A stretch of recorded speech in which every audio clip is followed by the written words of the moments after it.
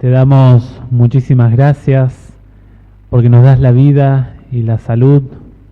Gracias porque nos has permitido tener una semana de actividades y podemos, Padre Celestial, venir a encontrarnos con nuestros amigos, con nuestros hermanos, nuestra familia en Cristo. Gracias por el sábado, Señor. Y te queremos entregar este culto en tus manos. Ayúdanos a poder estar tranquilos, poder dejar toda preocupación de lado y poder ser fortalecidos por tu palabra. Te pedimos que el Espíritu Santo nos acompañe y nos dirija en todo momento.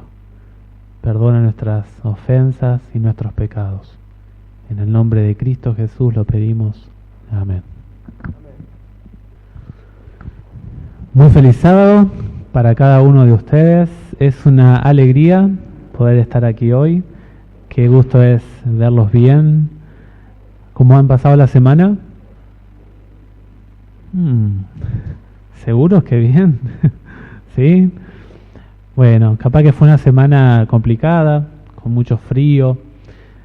Les cuento que ayer fue casi la primera vez que me caigo en moto, ¿sí? Porque había hielo en la ruta, pero el Señor me cuidó. Así que agradecido a Dios por eso también. ¿Ustedes han pasado bien? ¿Contentos? Eso es bueno, muy bueno. Hace un tiempo atrás empecé a leer la Biblia con el programa Cree en sus profetas. No sé si alguien lo sigue acá en la iglesia. Y me impactó un capítulo. Estamos leyendo primero de Samuel. Hoy justamente estamos terminándolo. Y saben que hubo un capítulo que fue muy impactante para mí. Y fue el capítulo 12. El día lunes no había escrito el sermón. ¿Sí? No había escrito, pero lo tenía en la mente. Saben que el lunes soñé con que ya estábamos acá y no tenía nada escrito. Así que fue como medio complicado ese sueño. El libro de Samuel, familia. Titulé a este tema Un discurso de vida. Un discurso de vida. El libro de Samuel es un libro apasionante que básicamente habla este libro de tres personas. Habla de Samuel, habla del rey Saúl y habla del rey o futuro rey David. Estos son los tres personajes centrales del primer libro de Samuel y también el segundo libro más específicamente en la persona de David, del rey David. Habla de su éxito, segundo de Samuel 5 al 11, de cómo ganaba las batallas David, cómo le iba bien en su ejército. Luego del 11 al 20 habla de la caída de David y luego habla de los estragos de esa caída del rey David.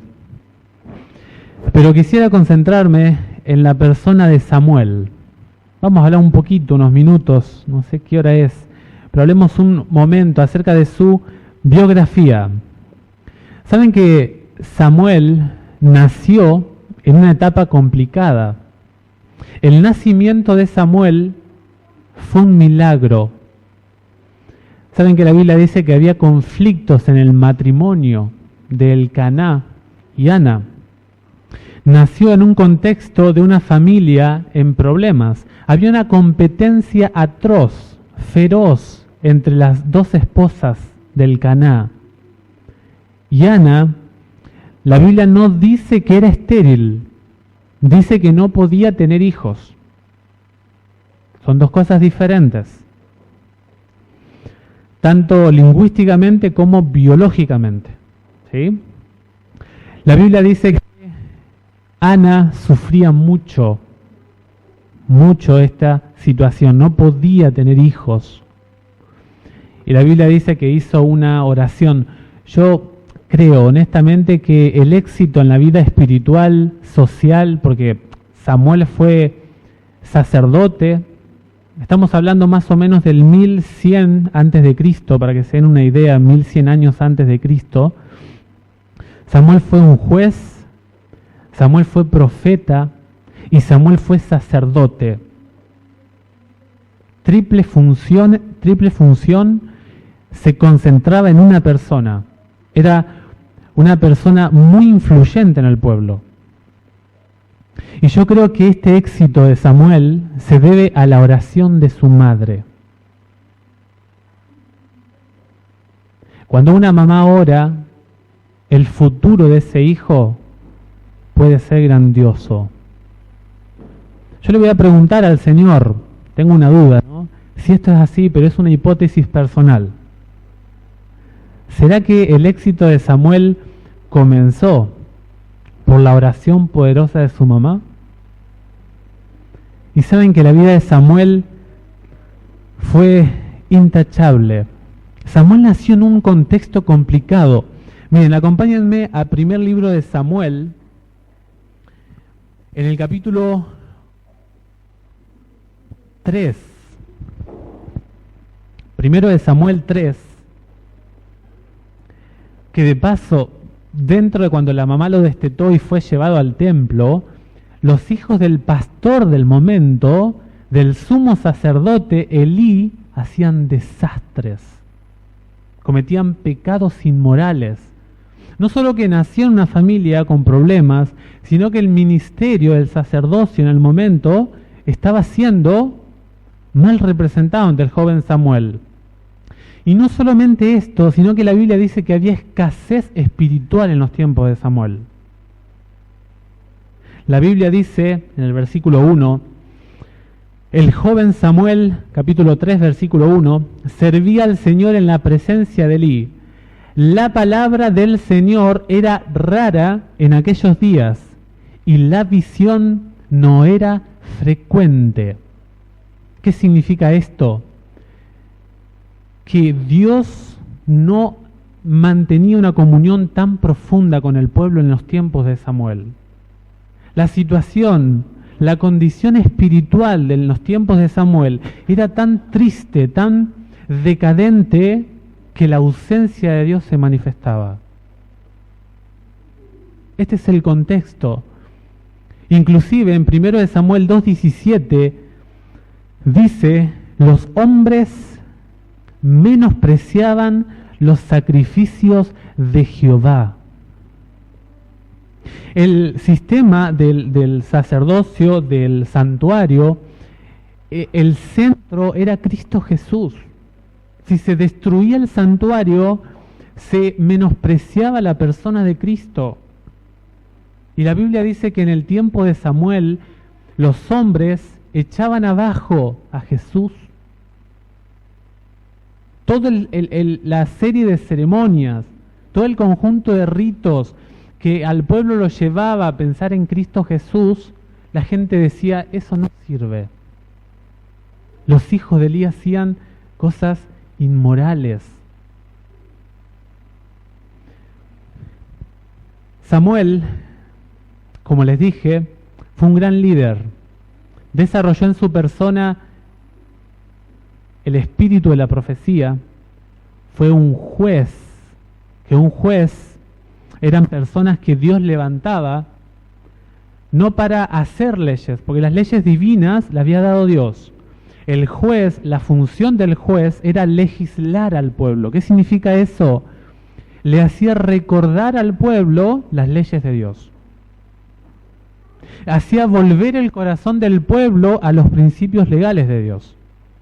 Y Samuel, cuando trabajaba, el trabajo de exhortación que hizo Samuel fue en varias líneas. Primero, exhortó al pueblo constantemente. Si ustedes ven los mensajes que daba Samuel al pueblo, exhortaba al pueblo a abandonar los ídolos y volver al Dios verdadero. Cuando el pueblo de Israel tenía combates serios, profundos, y consultaba a este hombre de Dios, Samuel armaba la estructura del ejército y tenían terrible éxito. Inclusive Samuel, dice en 1 Samuel 7, que impartía justicia. Significa que enseñaba lo moral. Ahí lo tienen, 7, 15 al 17. Después lo pueden leer, anótenlo.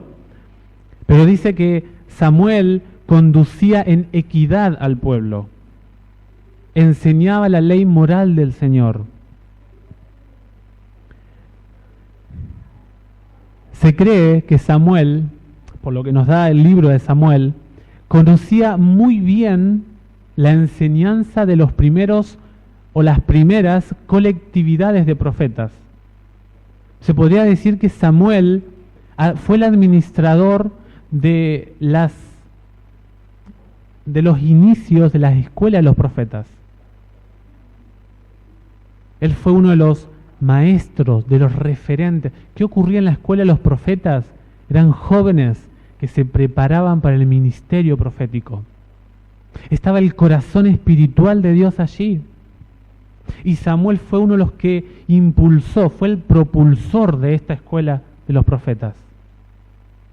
Y saben que es interesante que cuando uno mira cómo Samuel trabajaba con los profetas, Samuel hacía un trabajo en conjunto. Cada vez que aparece, yo encontré solamente, no busqué más referencia, pero pueden hacer ustedes, las 2 veces que se nombra la escuela de los profetas, está en conexión con el liderazgo de Samuel y con el liderazgo de un futuro o actual rey. Por ejemplo, en 1 Samuel 10 se habla de que Saúl se conectó con la escuela de los profetas. También en 1 Samuel 19 habla de que David fue a Ramá porque Saúl lo estaba persiguiendo, y cuando Samuel se sentó con David, dice la Biblia, David le contó que Saúl lo estaba persiguiendo, y dice que se fueron a Nayot, a la escuela de los profetas. Y dice la Biblia que ocurrió un milagro allí. Léanlo después, impresionante. El Espíritu del Señor se manifestaba en esas escuelas. Samuel, si ustedes miran los registros, rectificó los servicios del santuario. Samuel llevaba al pueblo a adorar al Señor Jesús.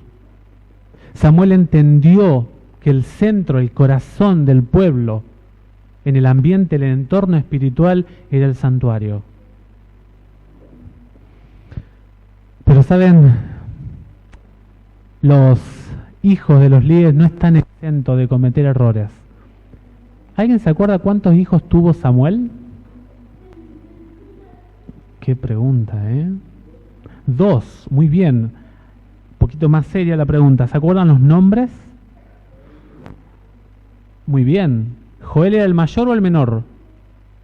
El mayor. Joel y Abías. Joel, el mayor, y Abías, el menor. La Biblia dice que estos jóvenes se pervirtieron. La conducta de los hijos de los líderes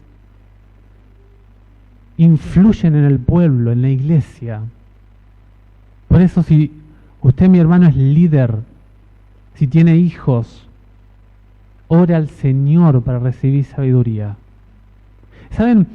Samuel estuvo en una de las crisis más serias del pueblo. Hubo una petición que hicieron los ancianos del pueblo a Samuel. Le dijeron: Samuel, con vos está todo bien, pero no queremos que Dios sea nuestro rey. Danos un rey. ¿Saben cuál fue el justificativo de los ancianos? 1 Samuel 8. Miren lo que dice 1 Samuel 8. Y acá entramos en la etapa final de Samuel. La Biblia dice: cuando Samuel envejeció, puso a sus hijos como jueces de Israel, en Berseba. Samuel les confió un liderazgo a sus hijos. De paso, los nombres: Joel significa Jehová es Dios, y Abías, Jehová es Padre. Muy interesante. Dice el versículo 2, su hijo mayor se llamaba Joel y el segundo Abías. Ambos eran jueces en Berseba. Pero, dice el versículo 3, ellos no siguieron sus pasos, sino que se dejaron llevar por el afán del lucro, aceptando regalos y pervirtieron el derecho. Y ahora viene el justificativo. Como los hijos estaban mal, los ancianos se prenden. Por eso el testimonio de los líderes es fundamental. Miren lo que dice el versículo 4. Entonces se reunieron todos los ancianos de Israel y acudieron a Samuel en Ramá y le dijeron: tú, Samuel, ya eres anciano. O sea, tu vida ya está por acabar. Y le dicen, y tus hijos no siguen tus pasos.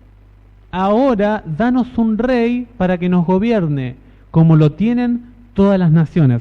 Yo considero, esto es una hipótesis de Ezequiel, ¿sí? Considero que uno de los impulsos para destruir la conducción del rey divino en el pueblo de Dios fue esta petición. La condición en la que se encontraban los hijos de Samuel fue lo que impulsó la excusa que usó el pueblo para hacer la petición de un rey. ¡Qué terrible! ¡Qué tremendo! Samuel estuvo en una de las fracturas más serias del pueblo de Israel. En este contexto, ahora quiero que vayamos al tema central del capítulo 12. Primero de Samuel, el capítulo 12. Miren, me gusta pensar, cuando uno mira la Biblia, hay discursos que marcan. Hay personajes, tanto mujeres como hombres, que dan mensajes en la Biblia muy interesantes. Y saben que hay una tragedia. Hay una tragedia en la raza humana, que es que cuando el ser humano va envejeciendo, cuando el ser humano va envejeciendo, aprende más. El sabio Salomón dice en Eclesiastés 3 que el ser humano fue creado con un pensamiento eterno, una estructura para vivir la eternidad. Tengo una profesora en la universidad que me dice, bueno, toda la clase dijo, ¿no? Clau la conoce, profe de filosofía. Ella dice, ahora que soy grande, leo a ciertos filósofos y me he dado cuenta que los leí muy mal. Estoy releyendo a los filósofos nuevamente. Y ya estoy para jubilarme, me decía, ¿no? Cuando uno mira a estos hombres, a estas mujeres en la palabra de Dios, cuando están llegando a la senitud, es decir, a la edad anciana, las últimas palabras son dignas de ser tenidas en cuenta. Pensamos, por ejemplo, en Moisés. Moisés hace un tremendo discurso antes de morir. Deuteronomio 28 y 29. Y saben, hay algunos elementos de estos discursos, no me quiero mucho extender, pero siempre son llamados a la fidelidad a Dios. Cuando uno mira, por ejemplo, el discurso de David en 2 de Samuel 23, qué tremendo discurso, léanlo. Hace una descripción de Dios tan amorosa, de un pastor que cuida. Hay muchas conexiones con el Salmo 23. Uno de mis preferidos, Salomón. Eclesiastés se escribió cuando Salomón ya era ancianito, viejo. Y el capítulo 12 hace una síntesis, un resumen de todo lo que él habló en el libro. Todo el libro dice lo que él probó, lo que él buscó para la felicidad. Su vida es un experimento para buscar el sentido de la vida. Y en el capítulo 12 describe la degeneración del cuerpo humano y antes de ir a la muerte. Y él dice, el fin de todo el discurso es este. ¿Y saben cómo termina el texto? Por eso cuando alguien es ancianito y en la Biblia miramos sus últimas palabras, son dignas de ser tenidas en cuenta. Y Samuel ya estaba ancianito. Después de 1 de Samuel 12, Samuel aparece muy pocas veces puntualmente. 1 de Samuel 15, 1 de Samuel, por ejemplo, 25, cuenta la muerte de Samuel. Y después aparece, por ejemplo, en el capítulo 28, que no es el Samuel de verdad, es un supuesto Samuel, que lo va a buscar Saúl ante una hechicera. Hasta muerto Samuel era buscado. ¡Qué hombre influencia! 1 de Samuel capítulo 12. El discurso de Samuel lo podemos dividir en tres partes. En tres partes. Al menos yo lo divido en tres partes, quizá usted lo dividen en otras. La primera porción es desde el versículo 2 al 5. La segunda porción del discurso de Samuel es desde el versículo 6 al 12. Y en la tercera parte, del 13 al 25. En la primera porción del discurso, cuando habla Samuel, miren lo que él dice, versículo 2 al 5. El versículo 1 dice: Samuel dijo a todo Israel: yo les hice caso en todo lo que ustedes me dijeron y les he dado un rey. Ya cumplí una etapa, dice Samuel. Trabajé en la parte política de ustedes. Ahora les voy a decir esto. Ahí tienen al rey que marcha al frente de ustedes. En cuanto a mí, ya estoy viejo y lleno de canas. Y ahí están mis hijos, como uno más entre ustedes. El linaje de Huay dice que allí por la página 599 de Patriarcas y Profetas, que si Samuel hubiera sabido la condición moral de sus hijos, los hubiera desterrado del cargo. No como Elí, eran dos situaciones diferentes. Dice: ahí están mis hijos como uno más entre ustedes. Yo estuve al frente de ustedes desde mi juventud hasta el día de hoy. Aquí me tienen. Ahora le pido un juicio al pueblo. Samuel: aquí me tienen. Declaren contra mí delante del Señor y delante de su ungido. ¿A quién le he quitado un buey? ¿A quién le he quitado un asno? ¿A quién lo he oprimido o perjudicado? ¿Por quién me he dejado sobornar para cerrar los ojos? Díganlo y yo lo restituiré. La humildad de Samuel. Quizá fallé, pero lo arreglo en este mismo instante. Pero saben que Samuel tenía un antecedente intachable. Samuel, como sacerdote, administraba los sacrificios de Dios, del pueblo hacia Dios. Y él podría haber robado un asno, un buey, ¿no? Y dice: ¿a quién le robé? ¿A quién le he quitado? Y el pueblo, dice el versículo 4, nunca nos has oprimido ni perjudicado, ni has aceptado nada de nadie. Él les dijo: Samuel, el Señor es testigo contra ustedes y también su ungido es testigo en este día de que nunca me han sorprendido con nada en la mano. Sí, le dijeron ellos, es testigo. El mensaje que da Samuel en estos versículos es el testimonio personal. No estamos hablando de un egocentrismo. Es el mismo versículo que hace el apóstol Pablo y dice: sed imitadores de mí. No está hablando de que el centro no es Dios, sino que hagan el esfuerzo como ellos también lo hacían. Que desarrollen con el ejemplo humano una vida de comunión con el Señor. El apóstol Pablo escribe: porque como dice la Escritura, por culpa de ustedes el nombre de Dios es blasfemado entre las naciones. Con nuestro testimonio hacemos que otros hablen mal o que hablen bien de Dios. Eso significa ser un embajador, como dice el apóstol Pablo. Significa actuar de tal manera que represente al Dios del cielo.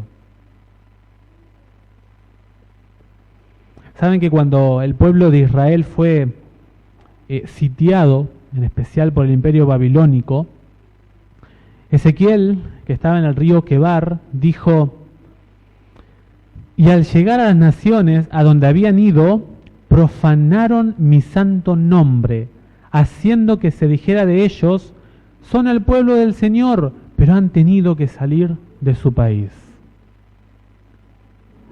El cautiverio del pueblo de Israel fue un motivo para que las naciones de alrededor blasfemaran el nombre del Señor.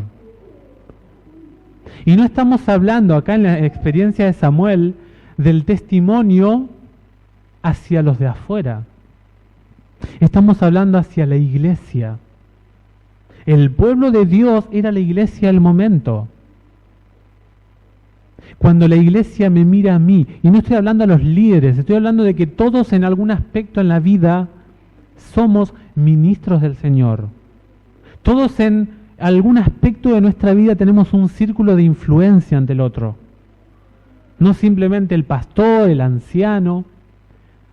Si no es en la iglesia, es con mi familia. Si no es con mi familia, es con mis amigos, en el trabajo. Pero hablando específicamente dentro de la iglesia,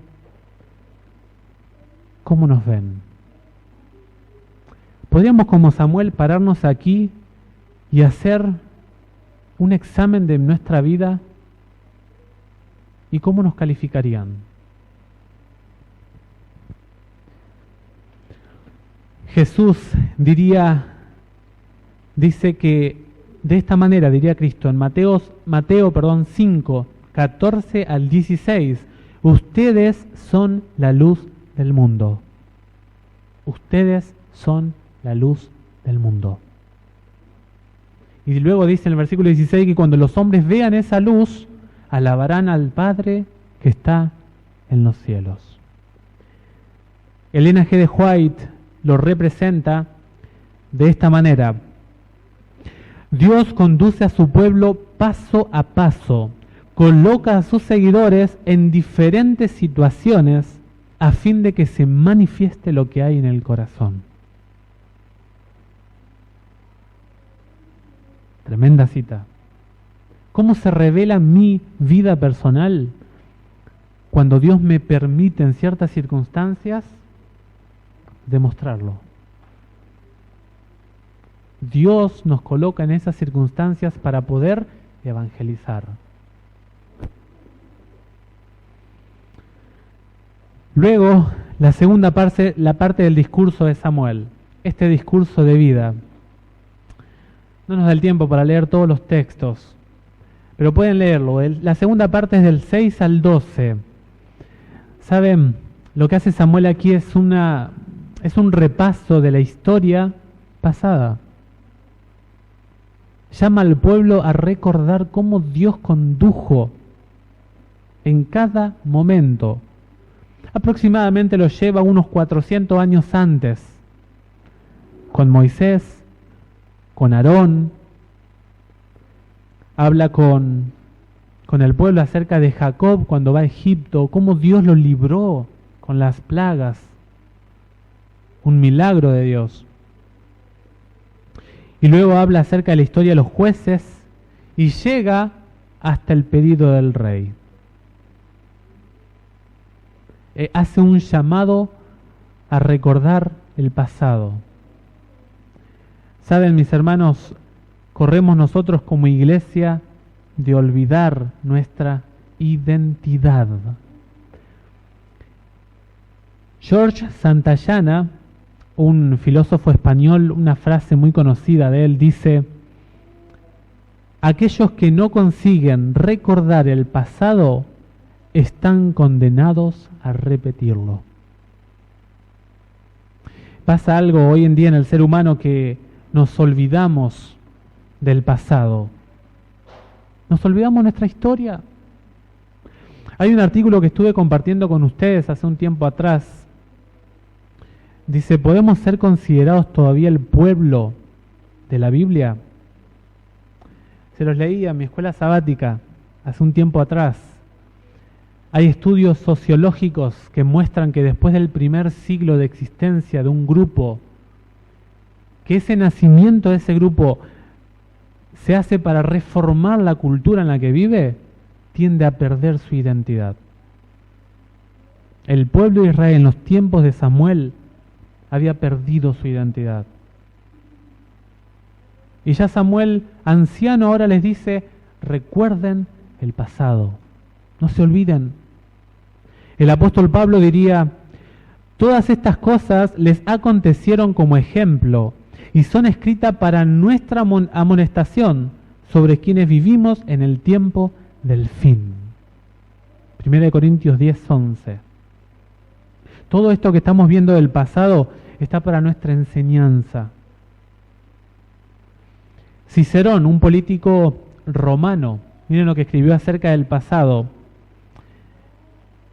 No saber lo que ha sucedido antes de nosotros es como ser incesantemente niños. Quien no tiene un conocimiento del pasado no crece, se estanca. Y se queda como niño, y se queda como niño. Cuando uno ingresa a la iglesia, es cierto, uno empieza con ciertos contenidos bíblicos. Pero a medida que uno va avanzando en la fe, tenemos que profundizar la Escritura.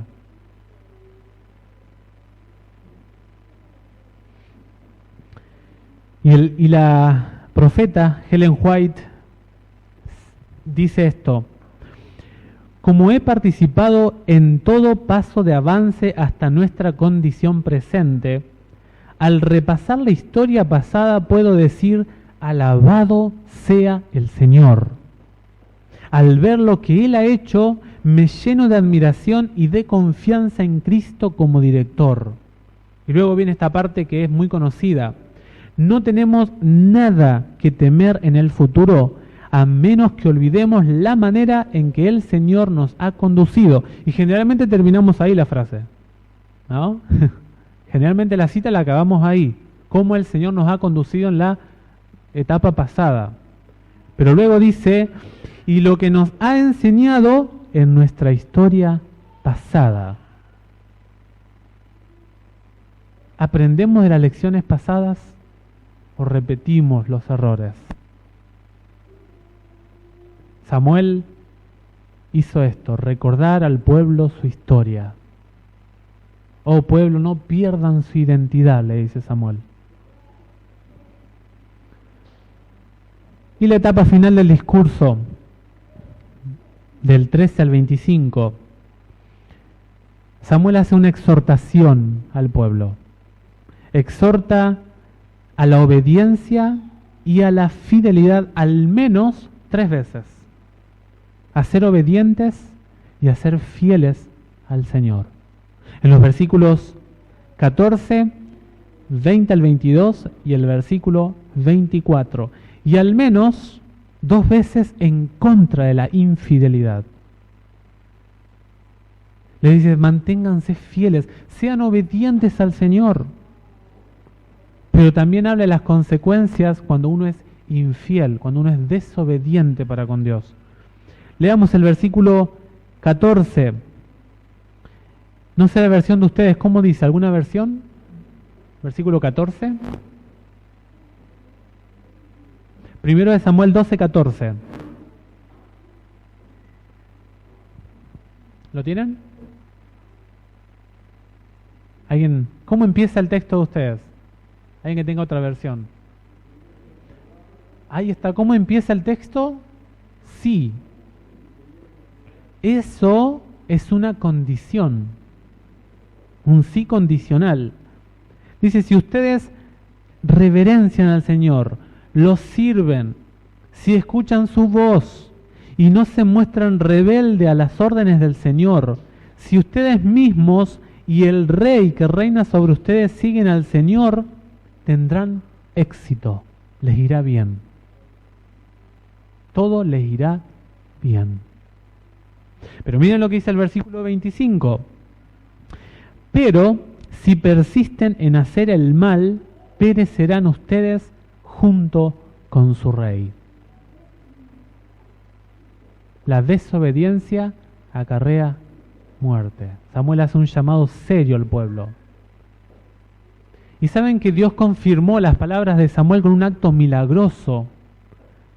La Biblia dice que en la etapa de la siega del trigo vino tormenta y lluvia. Allí en los versículos 16, 17, esta etapa de mayo y junio en el oriente jamás llovía, nunca.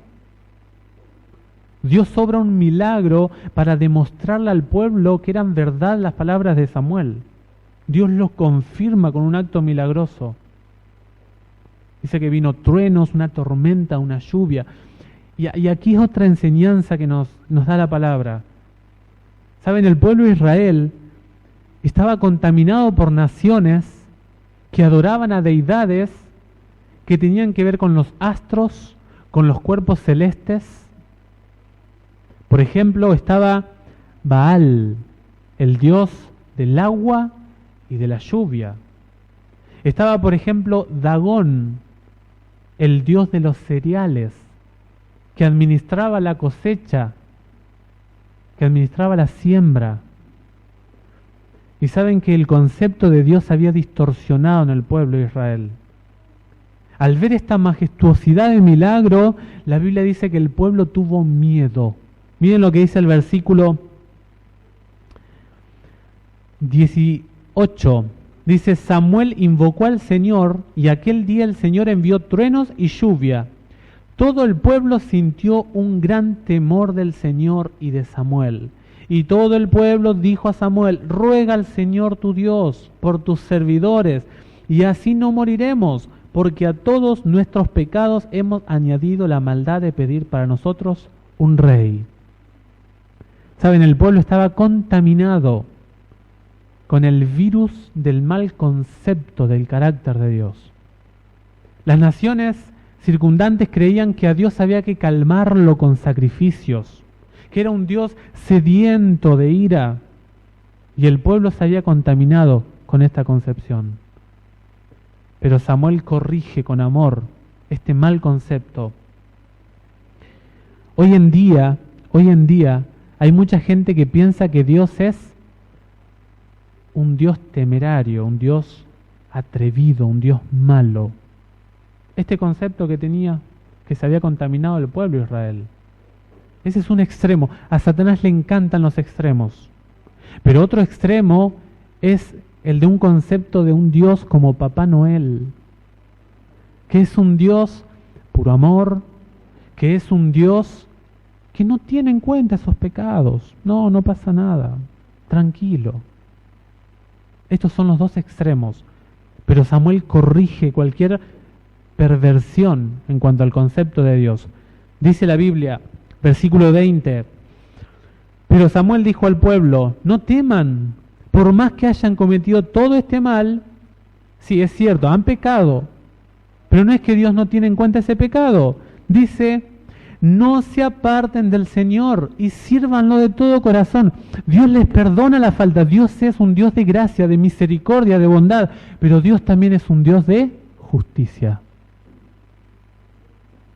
Los líderes, bueno, aquí soy un líder como anciano ahora, tengo la responsabilidad.